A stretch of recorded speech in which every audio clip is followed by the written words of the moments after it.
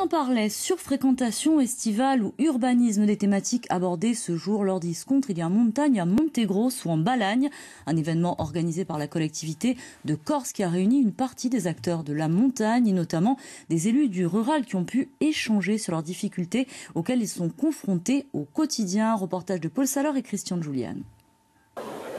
Devant la mairie de Montegrosse où tous les acteurs de la montagne sont réunis.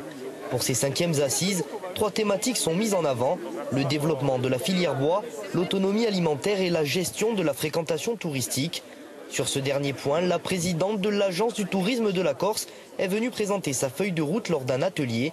Le maître mot, un tourisme enfin plus vertueux. Les touristes actuellement, ils viennent tous en même temps, pratiquement tous du même endroit et vont tous au même endroit. Donc il va falloir élargir notre action, aller chercher de la clientèle étrangère ailleurs, faire des produits qui leur seront destinés pour qu'on parle de fréquentation à l'année. Cette déconcentration rendra le tourisme acceptable par tous les Corses.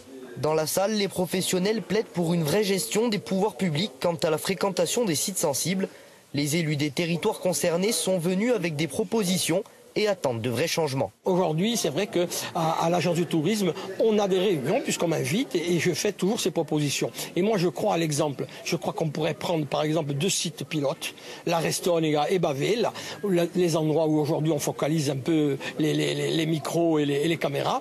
Et c'est de dire qu'est-ce qu'on peut faire. Parce que moi, je veux qu'on fasse bien. Car l'objectif de l'événement organisé par le comité de massif, c'est avant tout de faire le lien entre élus et acteurs des zones de montagne et la collectivité de Corse. Ce sont les 5e assises et on voit bien qu'il y a toujours du monde, tout simplement parce qu'il y a une mobilisation sociétale. C'est un travail de projet de société qui est en train d'être fait, qui ne se fait pas en un claquement de doigts et qui nécessite une mobilisation dans la durée. Elle y est, donc on va travailler toujours là-dessus évidemment. L'escompte Idia Montagne à se poursuivre jusqu'à demain avec l'espoir de déboucher sur de réelles avancées pour l'intérieur.